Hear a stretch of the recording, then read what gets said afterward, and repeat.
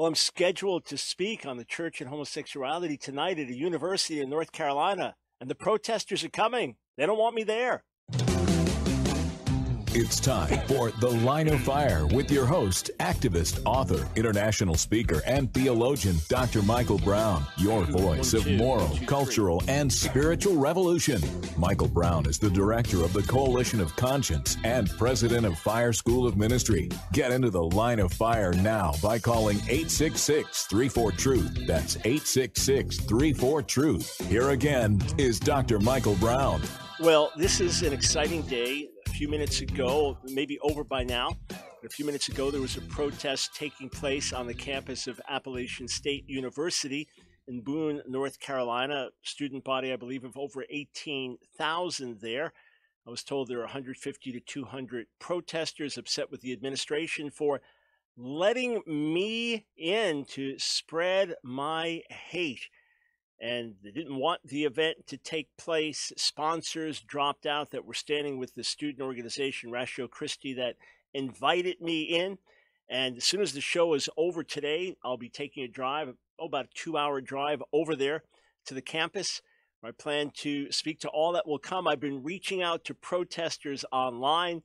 A fascinating interaction. We'll talk about all that and more. Why the hatred? Why the intolerance towards us? We speak graciously, we speak truthfully, we speak reasonably, we speak rationally. In response, we get called every name under the sun and branded as full of hate. The goal, though, the goal in this event is not just to preach to the choir.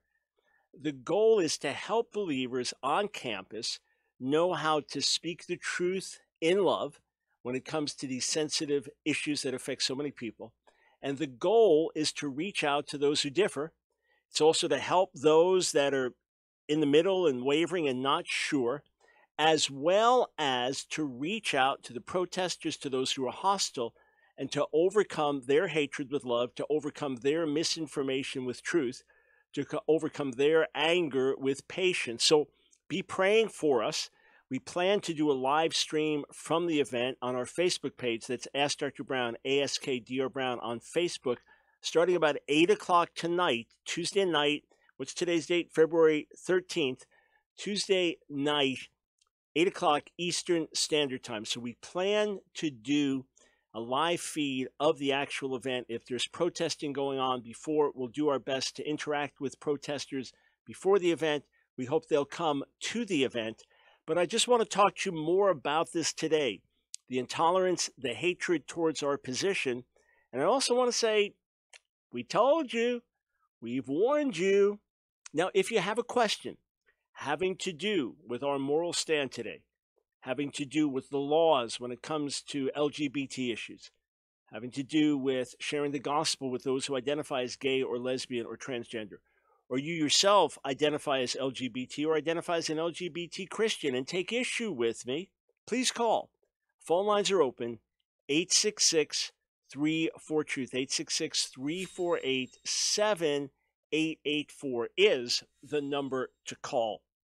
You can also read my latest article where I document some of the things going on. But let me start right in and tell you that it's very rare that I'm invited to do events like this. I would do them all the time, as often as schedule permitted, but I'm hardly ever invited to do them. Why? Because it takes courage for a campus group to invite me in. It takes courage for a campus group to address these issues publicly. There's tremendous flack, there's tremendous pressure. There's the concern that they'll lose their funding or they'll lose their recognition and won't be able to use campus buildings. There's the concern that they will be tarred and feathered and branded as hate group themselves. There's a concern that the dialogue that they seek to have with those who differ will be destroyed by the controversy that swirls. And sometimes it's just plain fear and intimidation, and they're not willing to do these. When my book, A Queer Thing Happened to America, came out in 2011, so 700 pages, 1,500 endnotes, documented everything meticulously, I put out a public offer to debate any qualified academic or LGBT leader on any subject covered in the book. So you specialize in whatever area you want to specialize on, and I will gladly debate it if it's addressed in the book. We went to different cities. We reached out to Christian friends who worked with different campus ministries, some young people, some old people. They went to the campus ministries. And I remember it happened in New York. I remember it happened in Georgia. And I remember it happened in New England, in Massachusetts specifically, that we were told, no way, impossible, can't do it, won't touch it. Someone went, a young person, to talk to student ministries, not even a chance. We even heard student ministries say, if you try to bring this event on campus, we will shut it down. We will work against you. These were Christian groups on campus. Some said, look, we've been building a bridge to the LGBT community. This would destroy it. And we said, you don't understand. I'm going to model things in a way that any bridge you have is going to get stronger, and you'll be able to speak the truth in love even more effectively. Couldn't risk it. Couldn't risk what'll happen if something negative standing on their campus or something like that. Wouldn't touch it. This is 2011, friends. Not 2018, 2011. Oh, and before that, we had similar responses. Finally, in Florida, a Christian group has worked with other campuses on abortion issues and things like that, and the Christian groups on campus were willing to work with them. When it came to this issue, campus after campus, no, same deal. If you try to bring it on our campus, we'll shut it down. Finally, University of Central Florida, which is a school with about 60,000 students. It has its own police force there on campus. So big. 60,000 students. No one would sponsor the event. Republican group, Democrat group, Christian group, LGBT group. No one would sponsor it. A professor at another university said, I'll debate Dr. Brown on same-sex marriage. Should it be legal? And remember, it was not legal in Florida at that time. The people of Florida voted and said, no, we don't accept two men or two women coming together as marriage. So the law of the land was that it should not be legal. No one would sponsor it, even though a professor offered to debate me. Finally, a Christian professor on the campus said, I will book a room for you in my name, a room I can book. I will book the room for you.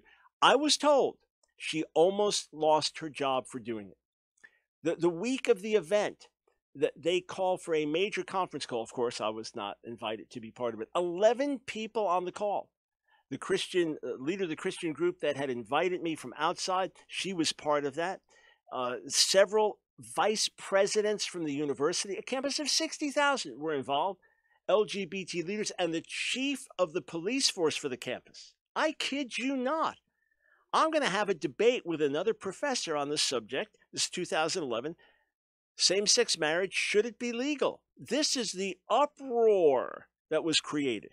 All right? So what happens is they agree it would be worse publicity to cancel the event than to hold it. They agree to hold it. The folks bringing me in, we were told we had to pay for 4 armed policemen to be there. Yeah, remarkable. Absolutely remarkable. You can watch the debate.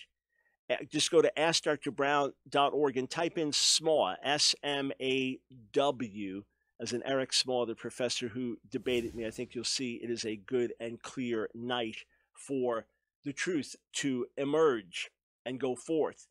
And yes, people were impacted who were there. That was 2011. Now people don't even dare go near this. So the fact that Ratio Christian, one of the strongest Christian campus groups, frontline apologists, the fact that they asked me to come in is major. And when they asked me to come in, they asked me to do a talk starting with Christian mistreatment of homosexuality, where the church has gotten things wrong.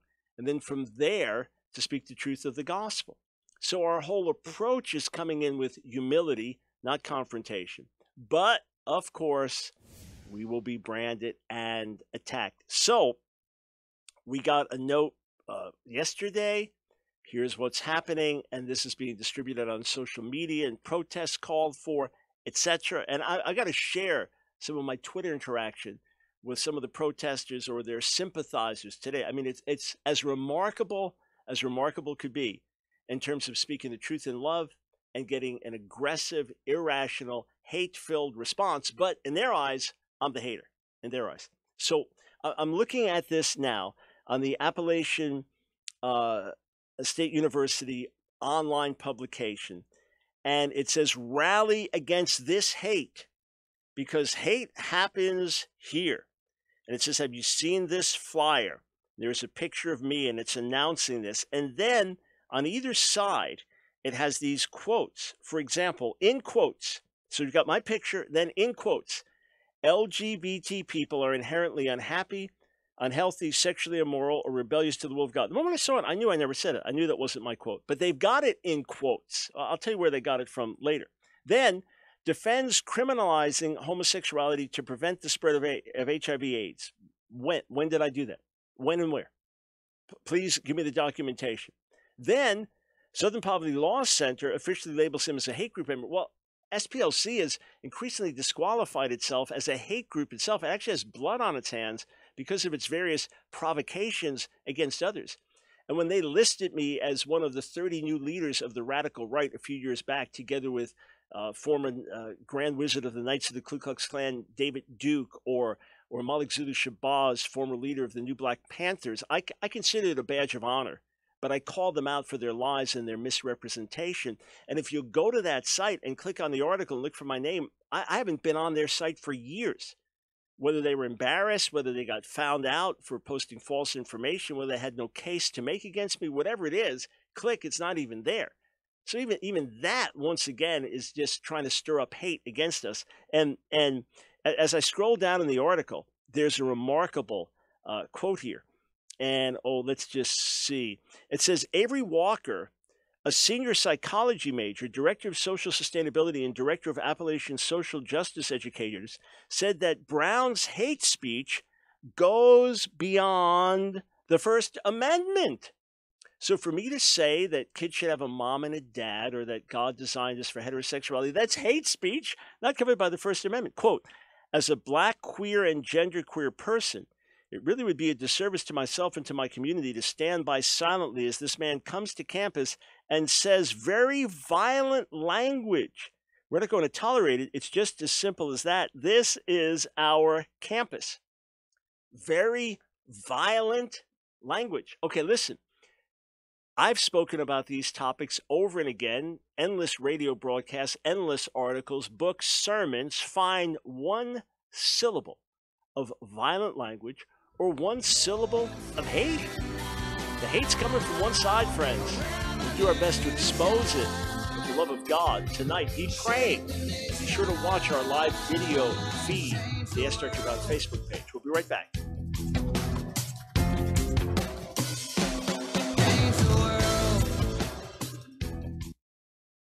What if I told you that a tornado was going to happen tomorrow, right? I want to present to you a unique way that you can partner together with me to reach Jewish people with the good news of Jesus, Yeshua, the Messiah. Hey, Paul wrote that the gospel is to the Jew first, but many of us don't know how to reach the Jewish people with the gospel. Can I tell you, we have a unique open door, and Jewish people are ready to hear, but we need your help. When I was in Israel recently, my last hour in Jerusalem, about a dozen different people came up to me, and they wanted to thank me for the impact of our message. One Jewish woman came up to me, a believer in Jesus. She said, "You saved my son's life. He was falling away. He was getting pulled by other objections to Jesus. He read your material. He's back in the faith." A young man came up to me. He said he and his Orthodox Jewish friends. Here he is, with the yarmulke, the head covering, the traditional Jewish outfit. He said he and his Jewish friends, his Orthodox friends, watch my debates with rabbis. A few years ago, I was able to lead a Holocaust survivor to faith in Jesus. He was a brilliant man, an atheist who had fled the Holocaust. He read my books on answering Jewish objections to Jesus, came to faith, led his wife to the Lord before they left this world. Friends, we have the resources. We have books ready to be translated in Hebrew to be distributed in Israel. We have our Real Messiah website, unique for reaching Jewish people, Orthodox Jews with the gospel, ready to be translated in Hebrew, ready to do internet campaigns to get into every home in Israel. Every cell phone in Israel can have this message, but we need your help. Every gift to our ministry will literally help us reach another Jewish person with the good news of Jesus the Messiah. Go to AskDrBrown.org. AskDrBrown.org. And when you go there, we will partner together to bring salvation to Israel and the Jewish people. Together, we're making a great difference. Now is the time to reach the lost sheep of the house of Israel, to share in this end-time harvest of Jewish souls, and to find out how to receive this 2-DVD set, Predestination, Election, and the Will of God Debate. Here again is Dr. Michael Brown. So friends, keep us in prayer. I'm not in the least bit concerned about my safety. That's not the issue. And I'm not in the least bit concerned about a protest. In fact, I'm glad that people are passionate enough to draw attention to the event, and hopefully they'll come. My desire to ask for prayer is that people's lives would be touched tonight, that eyes would be opened, that truth would penetrate, that Christians would be emboldened, that hate would be exposed, and that is the purpose, and that through that ultimately the gospel would go forth. 866-348-7884. Be watching. We plan to be posting video that's relevant, be it protest video or things going on at the campus. Be sure to watch. And then tonight, again, 8 o'clock Eastern Standard Time, God willing, we'll be doing a live stream feed of the event, of my talk. There is an African-American woman who came out of homosexuality who will be sharing her testimony. I believe some campus professors will be standing up and speaking their solidarity. We'll have a time of Q&A. This will all be on our Ask Dr. Brown, AskDr Brown Facebook page beginning, it should be 8 o'clock tonight Eastern Standard Time. Now, it's my style to try to interact with those who differ. And I actually posted today, put yourself in the shoes of the protesters. Think of how they view me. What they know about me is the lies they've heard online and the exaggerated claims that have been made and the misinformation that's been spread. And where they do understand me accurately, they are completely hostile to my views.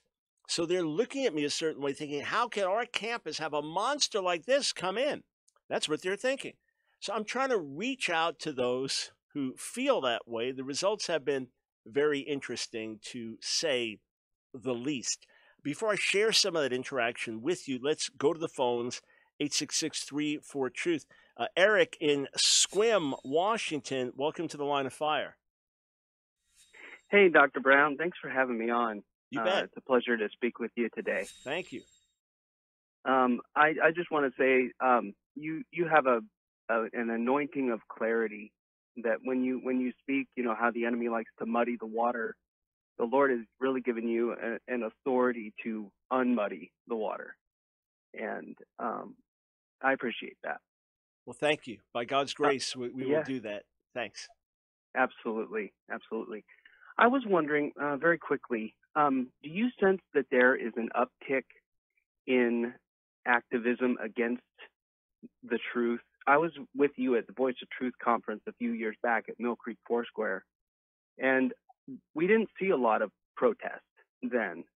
And I wonder if there's something, obviously the enemy's at work, but is there an emboldening force out there? Oh yeah. When you ask if I sense it, I sense it the way you sense rain during a hurricane, you know? Right. Yeah, no question whatsoever. Of course there's been an emboldening. You don't see it everywhere.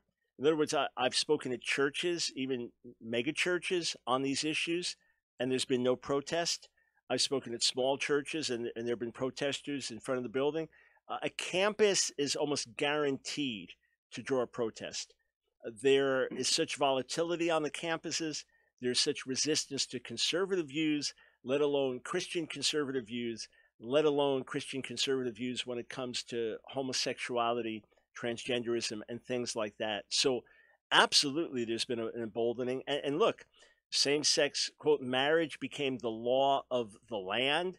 Our side, quote, lost. It's all over. Things are so prevalent in the media. The viewpoint that we hold is so scorned and increasingly marginalized that, it's almost like, how dare we challenge the new status quo? So what was the extreme fringe position a generation ago has become the establishment position today. and woe to anyone that tries to go against it. And I expect with each step that we make where there is progress or light or truth, I expect the reaction to be more aggressive, more hysterical, just like with the pro-life movement.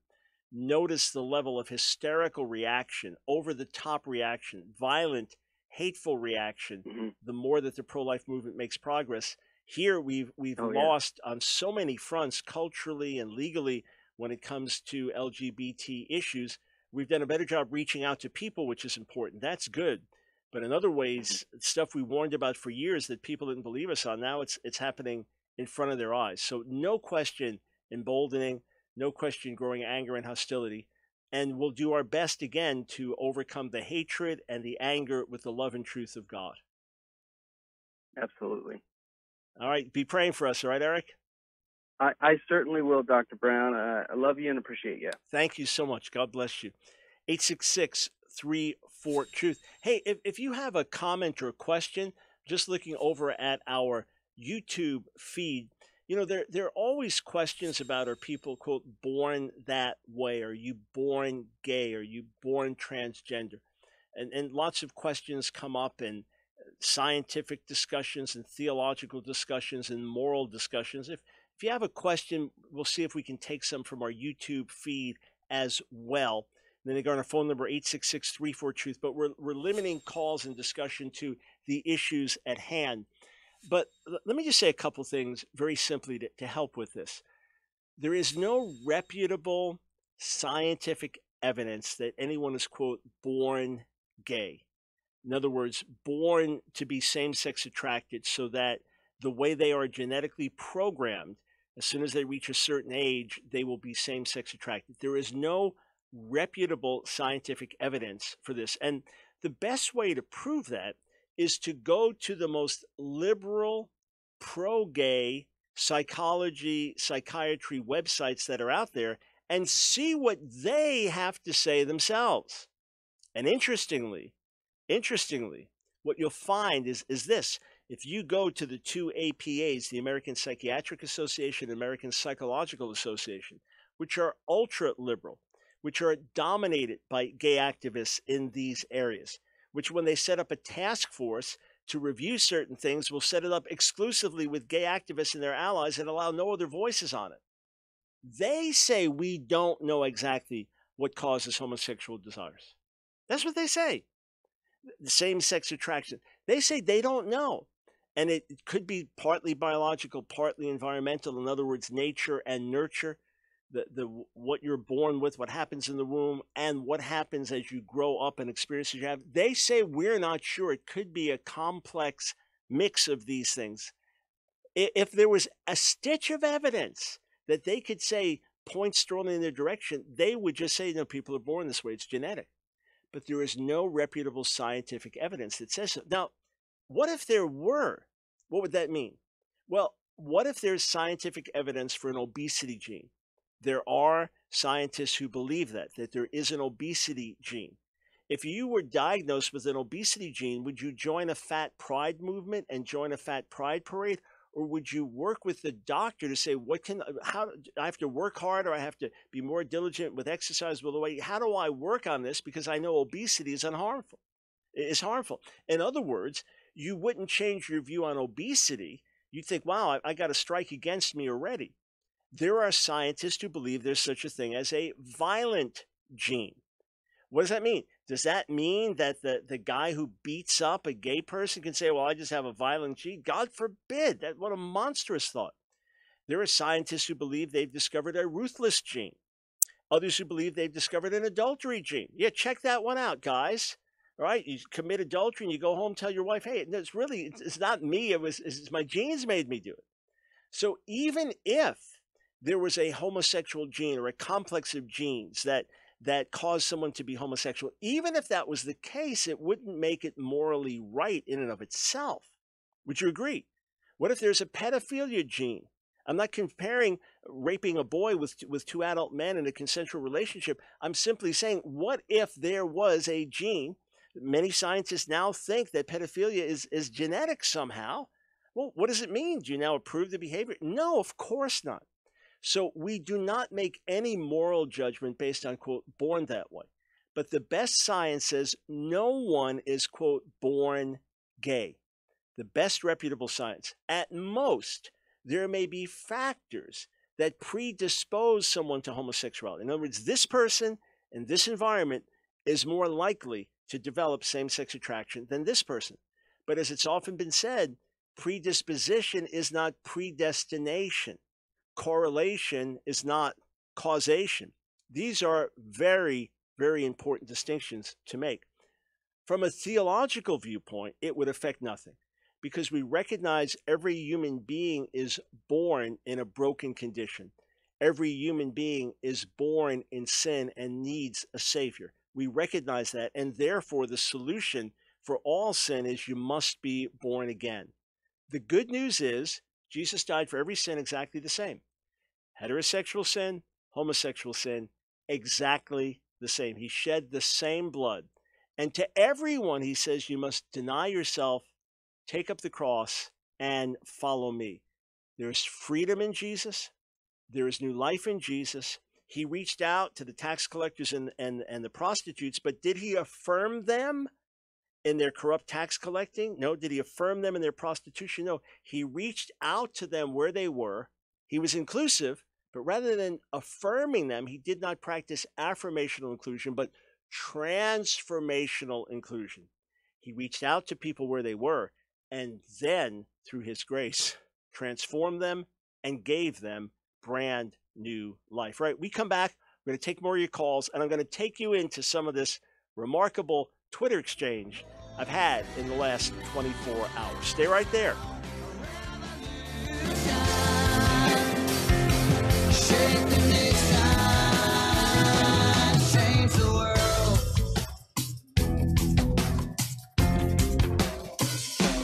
Change the world.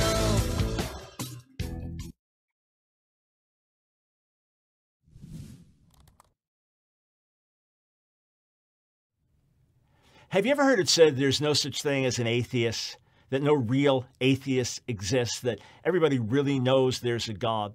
Well, I don't agree with that. And my wife, Nancy, who was an atheist when we met at 19 and a hardcore atheist at that, had been ever since she was maybe 8 years old. She absolutely takes offense in that statement. Now, if you mean scientifically that it's impossible to prove the non-existence of God and therefore you cannot scientifically demonstrate that, okay, that's another subject. But are there people who sincerely and genuinely in the heart of hearts do not believe that there is a God, that there's anything beyond the material realm? Certainly. Do some of them hate the God they deny? Exodus chapter 20, verse 5. Exodus chapter 20, verse 5, in the Ten Commandments, God speaks about the idols. You shall not bow down to them or serve them, for I, the Lord your God, am a jealous God, visiting the iniquity of the fathers on the children to the third and fourth generation of those who hate me. So, yes, there are some people who hate God. They see who he is, they see what he stands for, they believe he's real, and they hate him. There are others that deny his existence, but act as if they hate him. You know, the summary of many of the new atheist books, the Richard Dawkins, Christopher Hitchens books, the best summary of some of them is, there is no God and I hate him. So there are some people who hate what this God stands for, or hate what they believe this God has done in the name of religion, or hate the God of the Old Testament, but they deny his existence. So that's an interesting thing. But there are other atheists that simply, intellectually or experientially, don't believe there's a God. And they don't go around hostile and angry towards him all the time. That's a fact. And there are others, and I want to appeal to this, who I believe have a very high and lofty view of God and think that if this God existed, who was so good, who was so perfect, who was so powerful, he couldn't possibly allow the suffering and pain in this world. He would have to intervene more than he has. So I believe for some atheists, their rejection of God is because of a pain in their heart, not so much an anger, but they prayed and didn't find an answer, that they once believed the Bible, but it seemed in their critical, deepest, darkest moment that this God let them down, or they just hurt so much for a hurting human race, they can't understand how an omnipotent, loving being with all wisdom and all foreknowledge could let this happen, let a world be like this. So I believe there's much to appeal to in those people and to say the God you dream about is actually real beyond your wildest dreams. You just don't have the capacity to fully understand him. I want to introduce you to that God. It's The Line of Fire with your host, Dr. Michael Brown, your voice of moral, cultural, and spiritual revolution. Here again is Dr. Michael Brown.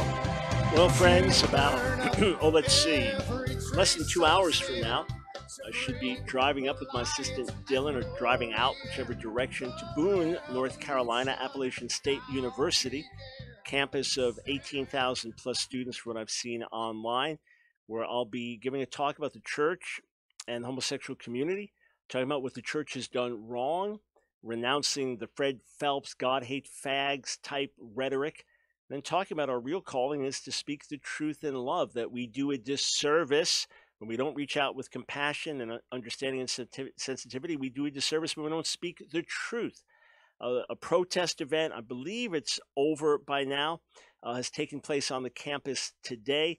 People are being told that I'm bringing hateful, violent rhetoric that is not protected under the First Amendment. Oh, yeah, all kinds of crazy stuff. False quotes being put on my lips. When I've challenged folks about it, do they respond? No. But can't wait to get there. Pray for grace and favor that the truth will go out. And there are other campus ministries that are upset.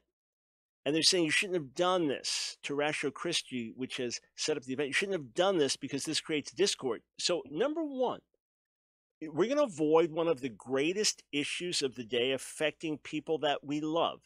We're going to avoid it for fear of conflict. Then how are you going to help anybody? You just back away from conflicting issues on campus if it's during the days of slavery and that's going to create confusion, or, during these days of abortion, you just don't address things because they're controversial? What? On a college campus? And you're going to allow people to attack your right to free speech and bully you? Really? You say, yeah, but we don't want to sow discord. Well, we're not sowing discord by speaking the truth in love.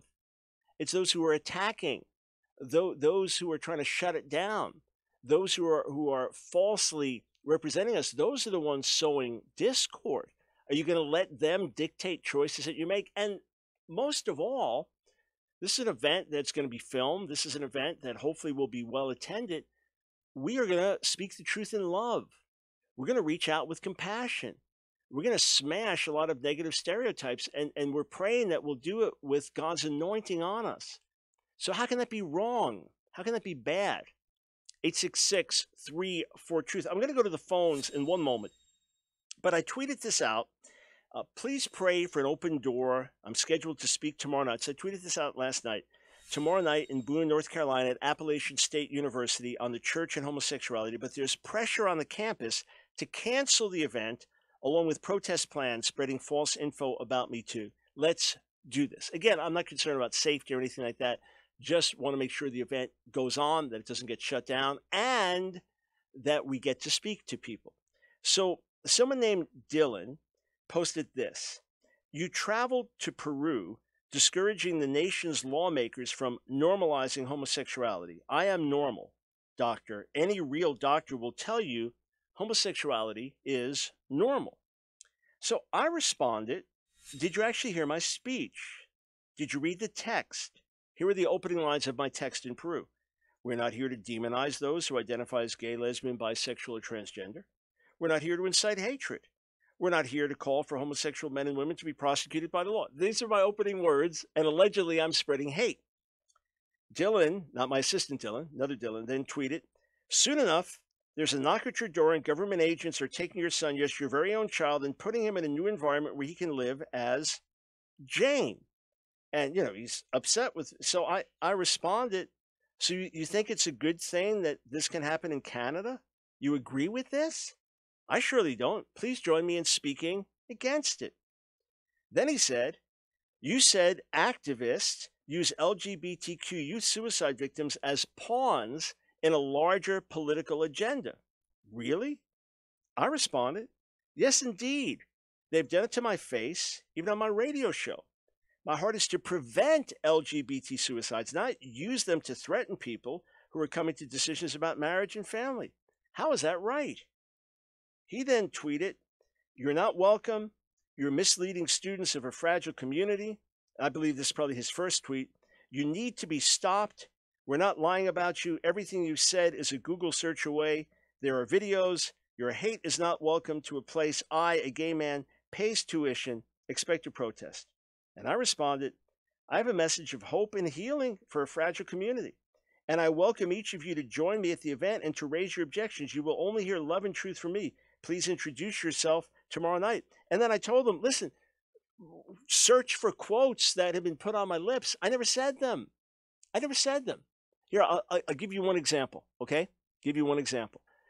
The social media, the protests going out against me, the Appalachian online newspaper has a quote from me, all right? Here's a picture of me with a flyer, and here's a quote, "LGBT people," LGBT in brackets, "are inherently unhealthy, sexually immoral, or rebellious to the will of God." Now, I knew those weren't my words. He said, "Yeah, but you've written thousands of pages on these issues and spoken countless times." Yeah, I know those are not my words. I can recognize when a quote's not mine a million miles away. I know what I say and how I say it. So the other day, someone posted a really good quote for me about revival on my Facebook page, and it was getting all kinds of good response. And I looked at it and thought, I never said that. It's not my words. It was a good quote. It's a great quote. And what happened was someone mistakenly took it from a book where I've contributed some chapters to the book and thought I was responsible for every word in the book and didn't realize this was written by the editor of the book. So we had to correct it publicly. It was a great quote. I said, but it's not mine. So all the more when it's a lousy quote, I know that the words are not mine. So I searched for those words. People are inherently unhealthy, sexually immoral, or rebellious to the will of God. And I found on this website called Truth Wins Out, which is one of the most hostile websites to the idea that people can change, that there's such a thing as ex-gays. You know, they had some of the craziest articles about me a few years ago when we handed out with the Benham Brothers and others in the greater Charlotte, North Carolina area, about 2,000 bottles of water, which said, "God loves you." It's at a gay pride event. God has a better way. Jesus loves you. We handed out bottles of water and reached out to people in love that I was called an anti-gay monster, trying to provoke a violent physical confrontation with the gay community. I mean, this is how out in left field the website Truth Wins Out could be. Well, in any case, Truth Wins Out years ago had an article attacking me with one woman named Kathy who said God appointed her to oppose me, saying this is what Brown believes. And she says those words, puts them in my mouth. The majority, this is what she said, the majority of LGBT people are inherently unhappy, unhealthy, sexually immoral, or rebellious to the will of God, and said that I said that. Those are my words. So then the people doing their poor research take what someone else says, I said, put it in quotes, and put it there for everyone to see as big headlines. That's the level of deceit we're dealing with. Nonetheless, no problem. I get lied about all the time. I get misrepresented all the time. It's rare that I don't see online on a given day blatant lies about my views and misrepresentations of my positions or exaggerated statements that I'd never make. Sometimes an hour doesn't go by. So this is all par for the course. To me, I'm encouraged because this means we're taking steps in the right direction.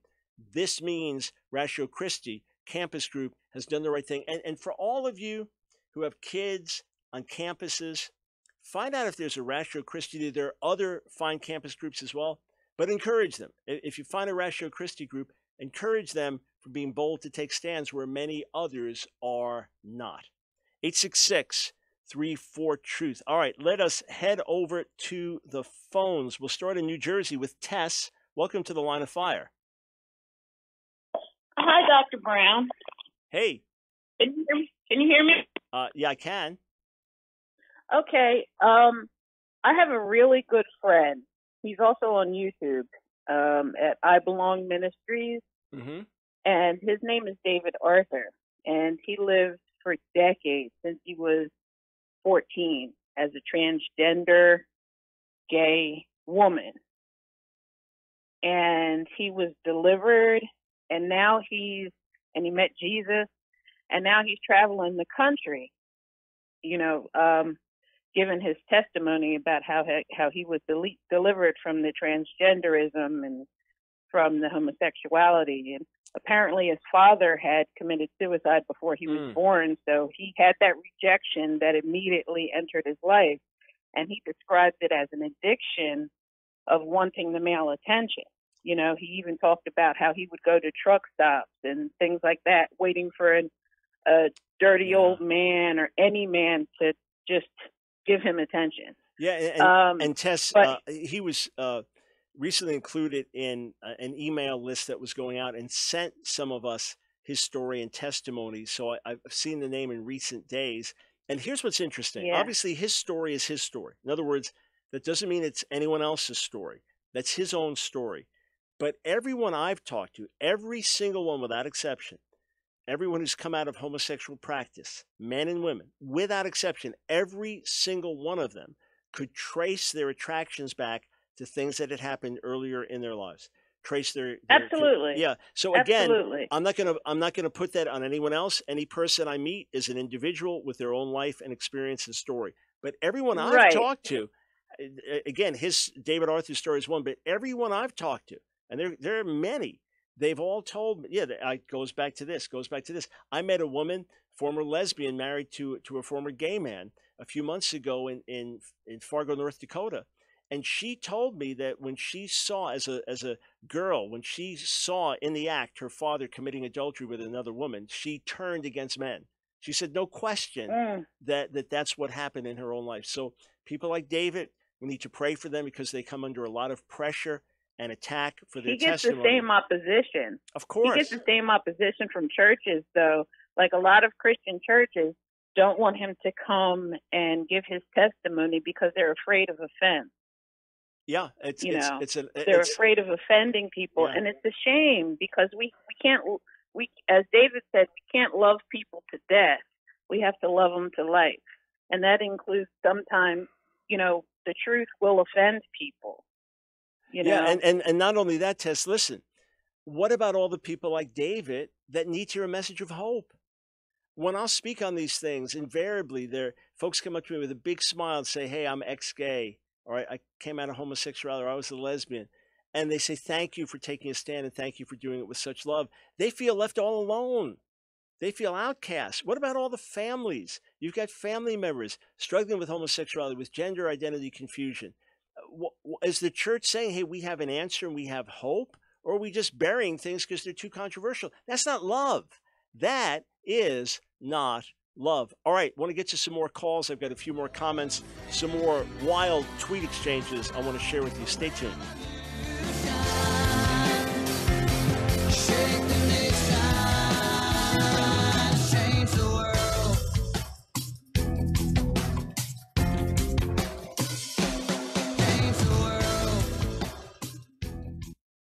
You don't need a PhD to know that our world is in serious trouble. All it takes is one glance at your social media feed to see that we're at a critical time, not just in our nation's history, but in world history. And this generation of believers is facing an unprecedented barrage of attacks against the truth of the gospel, and they're coming from 1,000 different directions.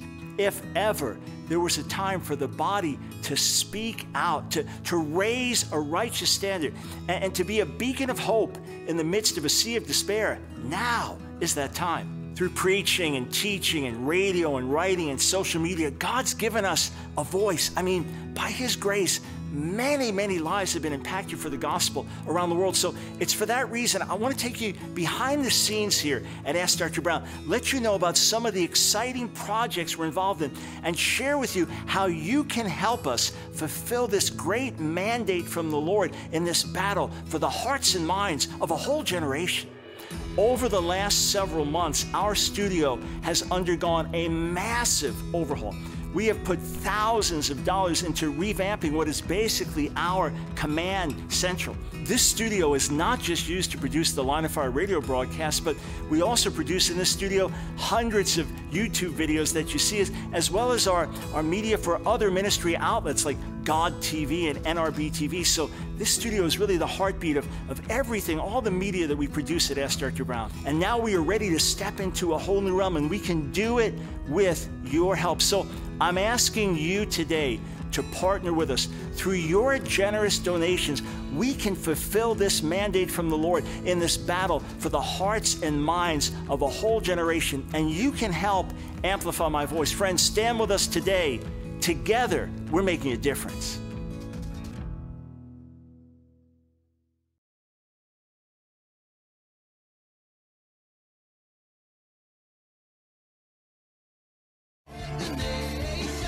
Your voice of moral, cultural, and spiritual revolution. Get into the line of fire now by calling 866-34-TRUTH. Here again is Dr. Michael Brown. Hey friends, when we talk about being your voice of moral, cultural, and spiritual revolution, that means we're on the front lines. And tonight, Appalachian State University, Boone, North Carolina, I'm scheduled to give a talk about the church, homosexuality, where the church has gotten things wrong in its treatment of those who identify as LGBT, and how we can speak the truth in love. There was a protest that took place earlier today. One of the campus ministries sent us a picture of some of the folks that are there, and we're posting these. So if you're watching our live stream on Facebook or YouTube, you can watch some of the protests going on. A small crowd there holding up signs, different people getting up and speaking. So this took place just, a little over an hour ago, hour and a half ago, and standard slogans, things like that. I'm really hoping that folks will come out tonight and hear the truth spoken in love. And we're going to differ. We're going to differ, but we're going to do our best to reach out. 866-34-TRUTH. By the way, there may even be some financial needs incurred by the sponsor of the event. The campus group that put this together had Christian sponsors drop out because of controversy. Now, hopefully others have jumped in, but we'll let you know if any needs were incurred along the way. So I tweeted out to folks, hey, let's get in the shoes of the protesters. They've heard bad things about me. They think I'm some kind of monster, right? They think I'm some kind of monster. And hopefully they'll come out and find out for themselves. So one fellow on Twitter, Space Cadet Seth, said, I've Googled him. I know he's a monster. Keep this man off our campus. So I wrote back, Seth, why are you so full of hate and intolerance? And please be specific in letting others know why you concluded I'm a monster, okay? Also, is it okay to have Christian speakers on campus who believe what the Bible says? I look forward to your responses. He wrote back, I'm trying to prevent the spread of hate and discrimination. Also, your publications lead me to believe you have a toxic message, and being considered a member of a hate group by the SPLC doesn't help. I responded, Seth, thanks for writing back. By all means, you should come out tonight and hear the truth. Truth and love are only toxic to those who refuse truth and love. Regarding SPLC, they're actually the proven hate group. More here. And then I gave a link where you could read more about this. He responds, you actually sound like a cult leader. Yeah, that's what happened. That's his response to what I wrote, with links to look into things for himself. I said, remarkable. I take time to interact with you. I answer your questions. You respond to everything I say with more insults. And I'm the cult leader.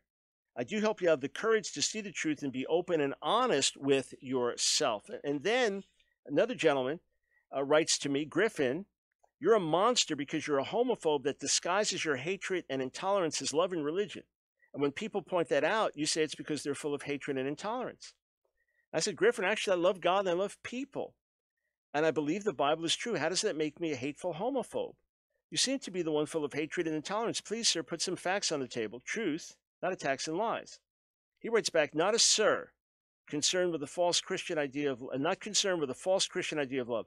Do you believe in the right of same-sex couples to marry? Do you believe that being gay is a problem that needs to be solved? Do you think that trans women are actually men? Fair questions. I wrote back, so you reject God's love and call it false. That's your call. As for marriage, God designed men for women and women for men. I affirm them. And I know many ex-gays who found new life in Jesus. Do you accept that? And your biology, not your perceptions, determine your sex. Well, he writes back, laughing out loud, so yes, you are a homophobe and you provided all the facts for it right here. You reject the rights and realities of LGBTQ people. He goes on, and I don't believe in God.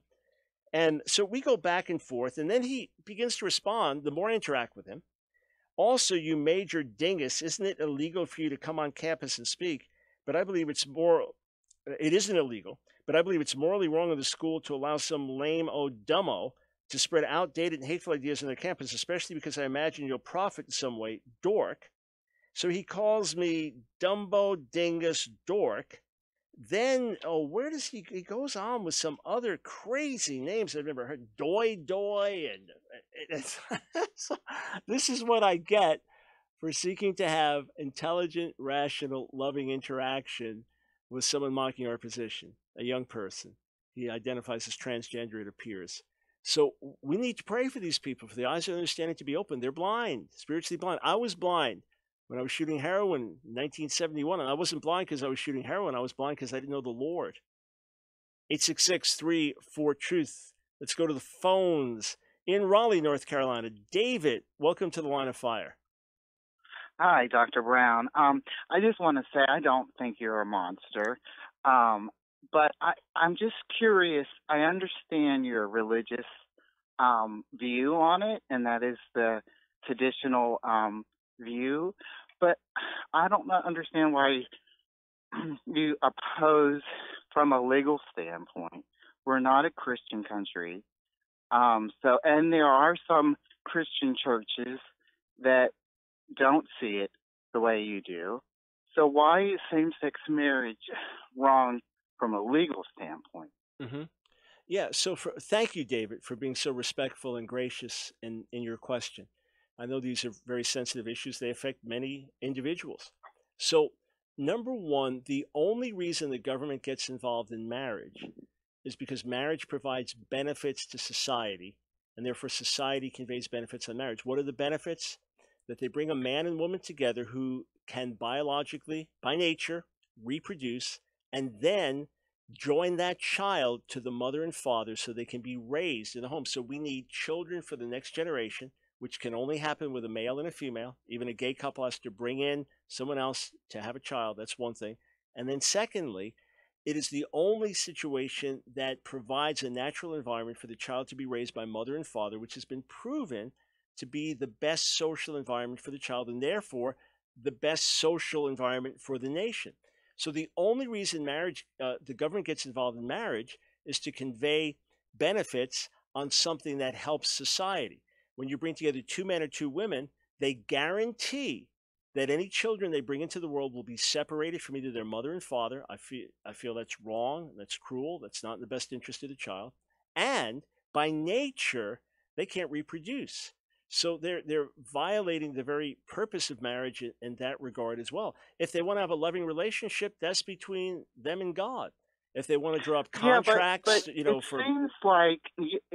seems like the religious right is imposing their beliefs by trying to legislate based on Bible beliefs. What did I tell you? What did I tell you about the Bible there, Dave? Did I quote Bible to you, or did I give you social reasons? You gave social reasons that just absolutely make no sense to me.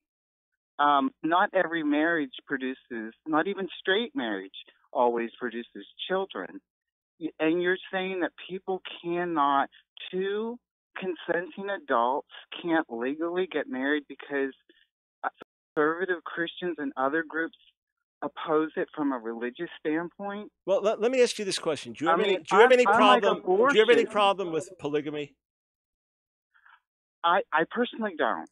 Okay. I personally, from a religious standpoint, do, but I would say that they should have a legal right to do so because they're adults. Okay, so you're being consistent there. I appreciate that. What about, so any relationship formed, 3 men, a throuple, 3 women, or 2 adult brothers or 2 adult sisters, that they should be able. First of all, just legally. We're not talking morally. Just legally. Not legal. First of all, I'm against incest because that is harmful, and it's proven that is harmful. But two adult brothers. How is it harmful? 2 adult brothers. They can't have a child, so they can't be any genetic defects. They're consenting adults. And these cases have come up. They're not just abstract. Well, I'm just trying to understand legally. What's the objection? How is that harmful? Two adult brothers, consensual adults. I mean, just mentally, it's not I know, right. but you don't want to say that because you wouldn't accept me saying that about two. That's how I feel about two men in general. The way you feel about two brothers. But, so you got to do better than that, David. It still comes down to when it comes to laws, being pro-life. I understand that you don't want an unborn child to be murdered, and we don't have laws against drinking. We have laws against drinking and driving because you could hurt somebody. But there's a lot of religious people that say drinking is wrong. Why? I mean, because So to answer your question, because drinking and driving affects others. What someone does if they drink in their home, that's between them and God. Physically affects others. Right. So the same way, once you redefine marriage, now those views are taught as normal in schools with tens of millions of Christians attending, and we're told we can't opt out of that. Now we have a situation where thousands of children are being brought into an environment where, by definition, they'll be separated from either their mother or father for perhaps for life. And to me, that's a cruel and wrong thing that affects others. And by nature, two men or two women cannot bring children into the world for the next generation, whereas it is a defect for a straight couple. But listen, David, I'm literally out of time. Otherwise, we would talk more.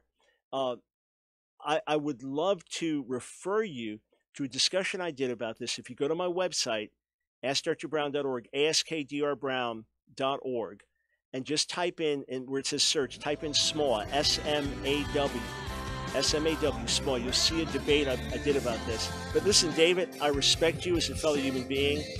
I honor you as someone for whom Jesus died. And whatever differences we have, let's have them in a civil way. Thank you, sir, very much.